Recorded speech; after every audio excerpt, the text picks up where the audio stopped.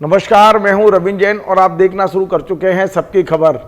मध्य प्रदेश की पूर्व मुख्यमंत्री उमा भारती आखिर चाहती क्या हैं, ये किसी के समझ में नहीं आ रहा है। आज उन्होंने अपने बंगले पर ओबीसी के तमाम लोगों की बैठक बुलाई। इस बैठक में करीब 70% महिलाएं थीं और इन महिलाओं के सामने उमा भारती ने संकल्प कराया कि आप मेरी शक्ति बनाए रखिए। मैं महिलाओं का जो आरक्षण हुआ है अभी 33%, उस आरक्षण पर ओबीसी के आरक्षण के लिए दबाव बनाऊंगी सरकार के ऊपर। वो दरवाजा मैं खोल के रहूंगी जिससे वो आरक्षण मिल सकता है। ये तमाम सारी बातें उन्होंने की हैं। उमा भारती जी ने आज दो बातें कही हैं पूरी मीडिया के लिए, अपने सभी समर्थकों के लिए और मध्य प्रदेश के तमाम सारे मतदाताओं के लिए। उनकी बात को जस्का तक मैं आप तक पहुंचाने की कोशिश आज करूंगा। उनका कहना है कि दो बातें अब उनके बारे में कहना बंद कर दें। एक, वे मध्य प्रदेश की कभी भी मुख्यमंत्री बनना चाहती हैं। उनका साफ कहना है कि अब वे मुख्यमंत्री की रेस में नहीं हैं। और दूसरा ये कि मध्य प्रदेश में वे अपनी ज़मीन तलाश रही हैं। उनका कहना है कि मुझे कोई ज़मीन तलाशने की आवश्यकता नहीं है। मेरा संकल्प अब पिछड़े वर्ग की महिलाओं को न्याय दिलाना है, पिछड़े वर्ग को न्याय दिलाना है। मैं गरीब, गाय और समाज के लिए हमेशा लड़ती रही हूँ और लड़ती रहूँगी जीवन भर। ये तमाम सारी बातें आज उमा जी ने अपने घर पे जो ओबीसी के लोग आए थे, पुरुष महिला, जिसमें मैंने बताया महिलाओं की संख्या 70% से ज़्यादा थी, इन्हें संबोधित करते हुए कहा है। ये बैठक क्यों बुलाई, कोई इसका कोई मतलब एक निचोड़ नहीं है, सिर्फ वो एक माहौल बनाना चाहती थी। अब यदि हम मीडिया के लोग ये कहें कि उमा भारती दबाव बनाना चाहती थी तो वो उससे भी नाराज़ हो सकती है कि मैं दबाव नहीं बनाना चाहती थी। लेकिन यदि वो अपने निवास पर बैठक बुला रही हैं और बुलाकर ये इस बात के लिए सबको तैयार कर रही हैं कि ये जो आरक्षण है, इस आरक्षण में भी ओबीसी, दलित और एसटी का जो आरक्षण होना चाहिए महिलाओं को, इसके लिए दबाव बनाने की बहुत आवश्यकता है। एक ऐसा दरवाजा है, इसे खोलना चाहिए और इसे खोलने के लिए आप सब मुझे ताकत दीजिए। यानी उमा भारती चाहती है कि वो उन्हें ताकत दें तो वो इस दरवाजे को खोलेंगी और सबको न्याय दिलाएंगी। इस तरह की बात आज उन्होंने कही है। मैं आज उनका ही भाषण उनके ही शब्दों में आपको सुनवाने की कोशिश करता हूँ। थोड़ा थोड़ा टुकड़ों में होगा, लेकिन आप इस पूरे भाषण को गौर से सुनिए और आप अंदाज लगाइए कि आखिर उमा भारती जी कहना क्या चाहती हैं। कभी वो कहती हैं कि देश का पूरा कल्याण सिर्फ नरेंद्र मोदी के द्वारा हो सकता है, कभी वो कहती हैं कि इस सरकार को विवश करने के लिए मुझे ताकत दीजिए, कभी कहती हैं कि मध्य प्रदेश को एक वो लेबोरेटरी बनाना चाहिए और मध्य प्रदेश में ही ऐसे परिणाम आना चाहिए जिससे सरकार को पता चले। तो आखिर उमा भारती जी का संदेश क्या है, ये हम भी समझने की कोशिश करते हैं। आप भी समझिए, इस वीडियो को सुनिए उमा जी ने आज क्या कहा है। इस उगलने और निगलने के खेल मुझे आपको बचाना है। मैं इतनी प्रसन्न हूँ अपने आप से, अपने जीवन से। लोग कहते हैं ना, अरे वो राजीव सरदेसाई का पूरा इंटरव्यू आ नहीं पाया अंग्रेजी वाला, तो बोला you are keeping one eye on the chief minister of Madhya Pradesh. मैंने कहा अरे भैया, चाहूंगी जो 20 साल पहले, मैं तो ये चाहूंगी कि राज्य वैसा चले जैसा हमने लोगों को प्रॉमिस किया, ये चाहूंगी। तो इसलिए मैं मीडिया से भी आज अपील करूंगी, आप बाकी मुझे खूब बुरा बोलिए, मैं गुस्सैल हूं, घमंडी हूं, बदमिजाज हूं, लेकिन दो बातें नहीं बोलना। एक, मुझे मध्य प्रदेश की मुख्यमंत्री की कुर्सी पे मेरी कोई नजर नहीं। भाजपा ने, सॉरी मुझे यहाँ अपनी बड़ाई करनी पड़ेगी, अटल जी के बाद 2 या 3 नेता ऐसे हैं जो किसी भी राज्य में जाके चुनाव जीत के आ जाते हैं। तो मैं यूपी में चुनाव जीत चुकी हूँ, विधानसभा का भी और लोकसभा का भी। उत्तराखंड वाले भी कह रहे थे हरिद्वार से लड़ाइए, लेकिन अमित शाह जी ने तय किया कि नहीं, यूपी से लड़ाइए। तो मेरा नजर तो अगले किसी तीसरे राज्य से चुनाव जीतने की है। मुझे तो शिवराज जी ने खुद कहा, आप पूछिए ना शिवराज जी, कहा था कि नहीं आज से 2 साल पहले कि दीदी अब की बार मध्य प्रदेश से लड़ना। मैंने कहा नहीं भैया, मध्य प्रदेश ठीक से चले इस पर नजर रखूंगी, कंट्रोल करूंगी, लेकिन मैं तो अब तीसरे राज्य की तलाश में। तो इसलिए और चौथा राज्य और लड़ूंगी, मैंने कहा 29 में, क्योंकि अभी तो अपन को 75 का होने में ही 2035 आ जाएगी, तो उनका भी बहुत टाइम है, 75 का होने में टाइम बहुत ज्यादा है, तब तक लड़ती रहूं। तो ना तो मुझे मध्य प्रदेश में कोई जमीन तलाशनी है, ये जमीन ही अपनी बनाई हुई है, बहुत मेहनत करी थी ये जमीन बनाने में। जमीन पहले थी, लेकिन बहुत दिनों से जमीन पर खेती ना हो तो खराब हो जाती है ना, तो फिर से रखड़नी पड़ती है। तो रखड़ने का काम तो किया था ना मैंने, फिर उसके बाद में चले गए तो कोई दिक्कत नहीं है। तो जमीन कहाँ तलाशेगा? जो आदमी जमीन को रखड़ देता हो वो जमीन नहीं तलाशेगा। ये दो बातें बोली तो मैं मानूंगी कि ये पिछड़ों के दुश्मन हैं। जैसे शराबबंदी में भी कहती थी कि ये दो बातें नहीं बोलना और कुछ भी बोल देना, क्योंकि ऐसा सोच के भी मुझे घिन आई, उल्टी हो जाएगी। और दूसरा, मैं कोई जमीन तलाश रही हूँ, यहाँ तो जमीन भी अपना और आसमान भी अपना है, इसको मैं गाली मानूंगी। इसके अलावा आप जो बोले मैं उसको स्वीकार कर लूंगी। गुस्सा आता है बहुत जल्दी, चिढ़ जाती हूँ बहुत जल्दी, नाराज हो जाती हूँ, और कई बार ऐसा भी हो जाता है कि एक दो दिन तक नहाए धोए नहीं, ऐसे मिलते जा रहे हैं। आपको लगेगा कि बहुत पूजा पाठ करती होंगी, नहीं करती हूँ, आपको सच में नहीं करती हूँ। क्योंकि उद्धव ने पूछा गोपियों से वृंदावन की कि तुम कितना भगवान का नाम लेती हो, क्योंकि द्वारिका में कृष्ण तो तुम्हारा ही नाम जपते रहते हैं। तो उन्होंने कहा कि नहीं, हमें फुर्सत नहीं मिलती नाम जप, पूजा पाठ की भी फुर्सत नहीं मिलती। क्यों नहीं मिलती? तो बोली हम हर धड़कन में कृष्ण का ही नाम लेते हैं, तो हमें फुर्सत ही नहीं मिलती है पूजा पाठ करने की। तो इसलिए मैंने तो जब संन्यास लिया तो भगवान को सौंप दिया अपने आप को कि हम पूरे आपके हैं, अच्छे बुरे जैसे हैं, आपकी गोद में बैठ गए। अब आपका काम है हमें साफ सुथरा रखो, हमारा उद्धार करो, कल्याण करो। इसलिए ये बात बड़ी आत्मा से, बड़े मन से उठी है। मुझे बहुत दुख होता है ओबीसी नेताओं की दुर्दशा देख कर, ओबीसी लोगों की भी दुर्दशा देख करके। वो तय नहीं कर पा रहे हैं क्योंकि वो दलित है नहीं, वो आदिवासी है नहीं, अपर कास्ट में उन्हें गिना नहीं जाता। संख्या 60% है, दमदार है, बलवान है, शौर्यवान है, बुद्धिमान है, धनवान है गरीब है, लेकिन फिर कुछ जो गरीब है वो बलवान भी है।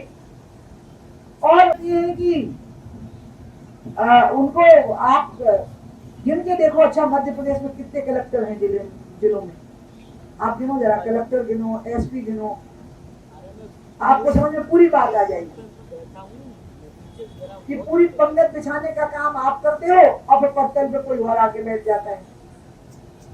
अब ये सब बातों का, कष्ट का अगर निवारण करना है तो जो बात मुझसे मीडिया में पूछी जा रही है, तो आप क्या चाहती हैं कि फिर पिछड़े पुरुषों को भी आरक्षण हो जाए? मैंने उनको कहा कि जब तक आरक्षण का सिद्धांत रहेगा तब तक कोई भी आरक्षण हो सकता है। आरक्षण क्या है? आरक्षण है कि विषमता युक्त समाज में समान अवसर का सिद्धांत लागू नहीं होता, विषमता युक्त समाज में विशेष अवसर का सिद्धांत लागू होता है। तो ये समाज विषमता युक्त है, तो इसमें विशेष अवसर प्रदान करने पड़ेंगे, उसी का नाम आरक्षण। ये विशेष अवसर है जो हमको दे रहे हैं। आज मैं अभी मोदी जी के बारे में सोच रही थी जब विदिशा से आ रही थी कि मोदी जी जैसा कद्दावर नेता ही इस देश को संभाल सकता है। भारी भरकम नेता, बुद्धिमान, सतत जागरूक, क्योंकि ये देश अव्यवस्थाओं से भरपूर है और विरोधाभासों से भरपूर है। कितनी आबादी पर पुलिस थाना होना चाहिए? नहीं है। कितनी आबादी पर अस्पताल होना चाहिए? नहीं है। कितनी आबादी पर स्कूल होना चाहिए? नहीं है। फोर्सेस में कितनी भर्ती होनी चाहिए? पुलिस फोर्सेस में नहीं है। कितने डॉक्टर, कितनी नर्सें, कितनी दवाइयां होनी चाहिए? नहीं है। ये स्वतंत्र, जो स्वसंचालित समाज है, इसलिए ये चल रहा है। लड़कियां बहनें खुलेआम स्वतंत्रता से इसलिए घूम रही है क्योंकि समाज ऐसा है, ये सम्मान करता है सबकी स्वतंत्रता का। अगर ये कट्टरपंथी देश हो जाए तो यहाँ तो खून खराबा गली में, मोहल्लों में, हर घर के सामने हो जाएगा। लेकिन आप देखो मजारों पर अकेले मुसलमान जा रहे हैं क्या? हिंदुओं की लाइन लगी हुई है, दरगाहों पर, मजारों पर हिंदुओं की लाइन लगी हुई है। अगर इस देश में मुस्लिम आक्रांता के रूप में ना आए होते तो कुरान भी 18 कुरान में शामिल हो गया होता, क्योंकि हमने सभी धर्मों को स्वीकार कर लिया। यही सनातन धर्म है। सनातन का मतलब आप जानते हैं क्या है? सनातन का मतलब है जो सदा है, और जो सदा से है वो सदा रहेगा। यह है सनातन का मतलब। तो जो सदा है उसमें तो सब शामिल हो जाएगा ना, और जो सदा रहेगा उसमें नई धाराएं भी शामिल हो जाएंगी। अरे वो नई धाराएं शामिल नहीं हुई तो इसलिए नहीं हुई क्योंकि उनके नामकरण हो गए कि ये फलाना धर्म है। पहले नामकरण नहीं था, धर्म का नाम ही नहीं था, वो सिर्फ अध्यात्म था, वेद थे, ज्ञान था, तरह तरह की सभ्यताएं थी और संस्कृतियां थी। तो इसलिए आज मैं आप सबको ये कहने के लिए आई कि मुझे आपसे जानना है और मुझे इतना लंबा बोलना बहुत जरूरी था ताकि मैं पृष्ठभूमि तो बता दूं और मीडिया आ जाएगा इसका अनुमान नहीं था। आ गए तो मैं भगवान का वरदान मानती हूँ कि आप आ गए। कम से कम आप इसका ध्यान रखिएगा कि मेरे बारे में दो बातें नहीं कहना। एक मतलब आप कह दो कि मैं आपका अधिकार नहीं छीन सकती, लेकिन आप पिछड़े वर्गों के साथ बहुत बड़ा अन्याय कर दोगे, उनका बहुत बड़ा नुकसान कर दोगे 60% लोगों का। इसलिए एक ये नहीं कहना है कि मैं जमीन तलाश रही हूँ, इससे मेरे को बहुत बुरा लगता है, मेरा मनोबल गिरने लग जाता है। और दूसरा आप ये नहीं कहोगे कि मुझे मुख्यमंत्री बनना है, नहीं मुझे नहीं बनना, पार्टी जिसको चाहे वो बने, लेकिन गाय गरीब और नारी की रक्षा करवा के रहूंगी। हमारी सरकार हो और उसके द्वारा गाय गरीब और नारी की रक्षा ये करते रहना। अभी मैं राधा रानी के दर्शन करने गई तो पत्रकार लोग बोले कि बहुत गौएं मर रही, तो मैंने कहा जिसने गौ कैबिनेट बनाई थी उससे पूछिए ना, मैं क्यों प्रवक्ता बनती जाऊं, मैं वहीं डिफेंड करूंगी जहां हमारे सेट एजेंडा पे काम चल रहा होगा, मैं तो नहीं करूंगी। तो इसलिए आप लोगों से मेरा अनुरोध रहेगा मीडिया के, बाकी आप मेरी खुद बुराई करिए, मैं तो दुर्गुण का खान हूँ, मेरे अंदर गुण है ही नहीं, सच्ची बता रही हूँ, अकल भी नहीं है। और ये दो बातें मत कहिएगा, ये 60% आबादी है देश की और ये मजबूरी में उनके साथ थी जो हिंदुत्ववादी नहीं थे। अगर हिंदुत्व को मजबूत रखना है तो राष्ट्र मजबूत होगा,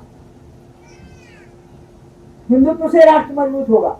और अगर इतना बड़ा भारी भरकम समाज हिंदुत्व विरोधी नेताओं के साथ खड़ा हो जाए तो हिंदुत्व कमजोर होगा जैसा कि पहले था, और इससे राष्ट्र कमजोर होगा। इसलिए भारत माता को कमजोर नहीं होने देना है, तो पिछड़े वर्गों को उनका स्थान देना पड़ेगा ताकि वो मजबूत ना हो जाए। उनको मजबूत मत करो, उनके हालात ऐसे मत बना दो, उनको अपमानित मत करो, उनको नीचा मत दिखाओ। वो बहुत समर्थ समाज है, वो लठ उठाने वाला समाज है।